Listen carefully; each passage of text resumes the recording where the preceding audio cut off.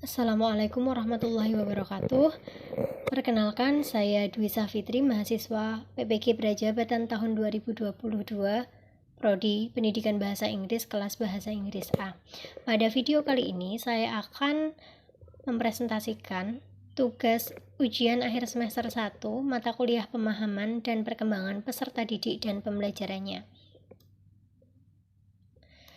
Kali ini saya akan menjelaskan terkait dengan modul ajar yang sudah saya buat. Saya akan menganalisa modul ajar tersebut sesuai dengan teori belajar, kemudian teori perkembangan sosial, yang ketiga pembelajaran berdiferensiasi, dan yang terakhir konsep assessment dan juga pengukuran. Saya akan menjelaskan terlebih dahulu terkait dengan identitas modul ajar yang saya buat. Untuk mata pelajaran di sini bahasa Inggris, kemudian materi pembelajaran yang saya ambil yaitu procedure text about manual and tips. Untuk fase E, sedangkan untuk kelas 10 SMA. Kemudian elemen yang saya ambil di sini ada dua. Yang pertama yaitu membaca dan memirsa, kemudian menulis dan mempresentasikan. Alokasi waktu di sini 2 kali pertemuan yaitu 4 kali 45 menit. Kemudian dengan jumlah peserta didik tiap kelas itu ada 36 dan target peserta didiknya itu bersifat reguler. Kemudian untuk sarana yang saya gunakan ada buku, kemudian gambar, video. Sedangkan prasarana meliputi yang pertama itu ada perangkat keras, ada LCD proyektor, ada laptop, ada smartphone. Kemudian yang kedua perangkat lunak. Di sini ada PPT, ada Kahoot, ada Google Form, ada Padlet untuk refleksi, kemudian ada Canva untuk membuat desain. Kemudian yang ketiga, perlu juga jaringan internet yang baik. Selanjutnya, model pembelajaran yang saya gunakan di sini yaitu PBL atau Problem Based Learning dengan metode pembelajaran, orientasi masalah, kemudian pemaparan materi, lalu kegiatan diskusi, presentasi, dan juga ada kegiatan kuis. Lalu untuk profil pelajar Pancasila yang saya angkat di sini ada 5. Yang pertama beriman bertakwa kepada Tuhan Yang Maha Esa dan berakhlak mulia. Yang kedua bernalar kritis, lalu gotong royong, kreatif, dan juga mandiri. Selanjutnya untuk tujuan pembelajaran pada modul ajar ini saya bagi menjadi 2 pertemuan. Untuk pertemuan pertama ada 4 tujuan pembelajaran, sedangkan yang pertemuan kedua ada 3 tujuan pembelajaran. Baik, saya akan mulai menganalisis modul ajar saya terkait dengan teori belajar. Yang pertama, teori belajar itu sendiri merupakan suatu teori yang di dalamnya terdapat tata cara pengaplikasian kegiatan belajar mengajar antara guru dan juga siswa.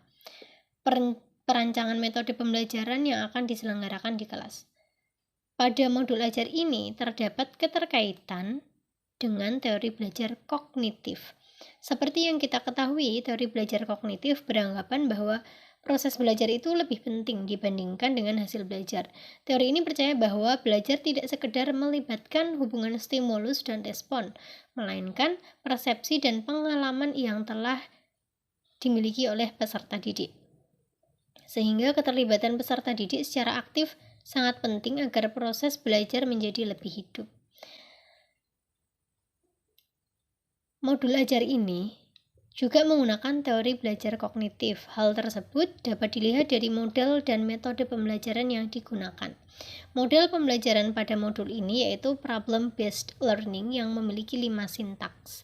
Dengan menggunakan model belajar problem based learning pada materi procedure text yaitu tentang manual and tips, peserta didik diharapkan dapat menghubungkan dengan pengalaman yang mereka miliki terkait dengan text procedure.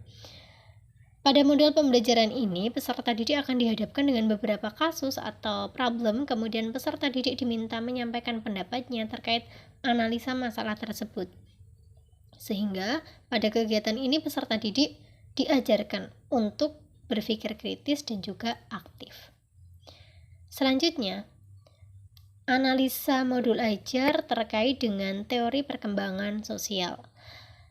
Menurut Singgih D. Gunarsa, perkembangan sosial merupakan kegiatan manusia sejak lahir, dewasa, sampai akhir hidupnya akan terus melakukan penyesuaian diri dengan lingkungan sosial yang menyangkut norma sosial budaya masyarakat.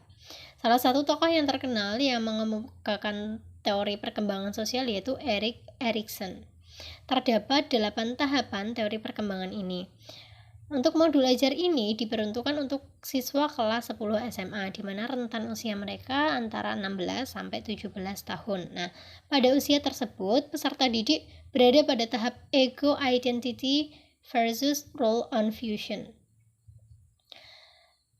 Pada tahap ini, anak mulai mencari identitas dirinya. Anak mulai ingin tampil memegang peran sosial, namun mereka masih belum bisa mengatur dan memisahkan tugas dalam peran yang berbeda. Nah, pada modul ajar ini sendiri, perkembangan sosial peserta didik dapat ditunjukkan dengan adanya kegiatan diskusi kelompok. Nah, pada kegiatan diskusi tersebut, peserta didik akan belajar untuk mengendalikan ego, mengolah rasa yang menjadi bagian dari proses pencarian identitas dirinya sendiri. Selanjutnya, analisa modul ajar berdasarkan pembelajaran berdiferensiasi. Pembelajaran berdiferensiasi yang diintegrasikan pada modul ajar kali ini yaitu ada 3 jenis. Yang pertama, aspek berdiferensiasi konten, kemudian diferensiasi proses, dan yang ketiga, diferensiasi produk. Diferensiasi konten terlihat pada sintaks pertama, di mana guru memberikan contoh procedure text dalam berbagai bentuk, yaitu ada teks, ada gambar, kemudian ada video. Ini bisa kita temui di kegiatan pertemuan pertama. Kemudian, diferensiasi yang kedua yaitu diferensiasi proses. Terlihat pada variasi kegiatan, di mana terdapat kegiatan diskusi berpasangan atau kelompok untuk mengerjakan beberapa soal terkait teks prosedur. Kemudian, ada kegiatan yang kedua yaitu kegiatan individu untuk pengerjaan kuis yang ada di akhir kegiatan nanti. Kemudian yang ketiga ada diferensiasi konten yang bisa kita lihat pada pertemuan kedua, di mana peserta didik nanti akan diminta menyajikan teks procedure dalam berbagai bentuk, bisa berupa teks, infografis maupun video, sehingga peserta didik diberikan kebebasan untuk memilih di antara ketiganya. Baik, di sini kita bisa melihat untuk aspek pembelajaran berdiferensiasi ada pada langkah-langkah pembelajaran. Akan saya tampilkan yang pertama yaitu langkah-langkah pembelajaran pada pertemuan pertama.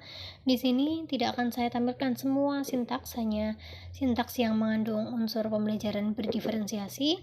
Bisa kita lihat pada sintaks kedua, kegiatan pertama tersebut mengintegrasikan pembelajaran berdiferensiasi yang sudah saya jelaskan tadi, di mana guru memberikan beberapa contoh procedure text yang berupa teks bergambar, video, dan juga demonstrasi secara langsung. Kemudian slide berikutnya kita menuju ke sintaks ketiga. Nah, untuk sintaks ketiga di sini, kegiatan pertama, peserta didik berpasangan dengan teman sebangkunya. Nah, ini ada integrasi pembelajaran diferensiasi proses. Pada kegiatan ini, peserta didik diminta untuk berkelompok. Kemudian pada sintaks terakhir, kegiatan terakhir, di sini peserta didik mengerjakan beberapa soal melalui aplikasi Kahoot secara individu. Nah, jadi sintaks ketiga, sintaks kelima ini merupakan ada integrasi diferensiasi proses. Jadi peserta didik ada kegiatan berkelompok, ada juga kegiatan individu. Selanjutnya untuk kita masuk ke pertemuan kedua ya. Untuk pertemuan kedua di sintaks keempat di sini mengandung unsur diferensiasi produk. Nah, di mana peserta didik tadi diminta untuk menyajikan atau membuat teks prosedur, baik itu bisa berupa teks bergambar, bisa berupa infografis, bisa juga berupa video. Selanjutnya, kita akan menganalisa modul ajar terkait dengan konsep asesmen dan juga pengukuran. Jadi, karena ini modul ajar, sesuai yang kita ketahui bahwa di dalam modul ajar itu ada 3 3 assessment yang harus tercantum. Yang pertama ada asesmen diagnostik, ada formatif, dan juga sumatif, sama seperti pada modul ajar ini. Pada modul ajar ini terdapat asesmen diagnostik, formatif, dan juga sumatif. Untuk diagnostik seperti yang kita ketahui digunakan untuk mengukur sejauh mana pemahaman peserta didik terkait dengan materi yang akan disampaikan. Kemudian bentuk asesmen diagnostik yang saya terapkan di sini yaitu ada diagnostik kognitif yang nanti peserta didik diminta mengerjakan soal terkait dengan teks prosedur sejumlah 5 soal. Lalu untuk tes diagnostik non-kognitif nanti peserta didik juga mengerjakan tes, tujuannya untuk mengetahui gaya belajar mereka. Nah, untuk kegiatan tes diagnostik ini dilaksanakan sebelum pembelajaran dilaksanakan. Yang kedua, asesmen yang saya gunakan yaitu formatif. Kita langsung menuju ke bentuk asesmennya. Untuk bentuk asesmen formatif yang saya gunakan di sini dilakukan dengan kegiatan tanya jawab, kegiatan diskusi, kemudian mengerjakan soal tentang procedure text melalui LKPD yang sudah disediakan. Kemudian asesmen formatif yang kedua yaitu berupa pengerjaan kuis dengan memanfaatkan aplikasi Kahoot. Nah, untuk tes formatif ini atau asesmen formatif dilaksanakan selama proses pembelajaran berlangsung. Yang ketiga, ada asesmen sumatif. Untuk bentuk asesmen sumatif di sini, saya akan mengadakan ulangan harian. Nah, pada ulangan harian tersebut terdapat 10 soal pilihan ganda dan 5 soal esai yang sudah saya cantumkan pada modul ajar. Kemudian waktu pelaksanaan asesmen sumatif ini yakni ketika seluruh materi atau rangkaian pembelajaran pada satu bab itu sudah selesai, seperti itu. Nah, berikut ini akan saya tampilkan contoh asesmen diagnostik, formatif maupun sumatif.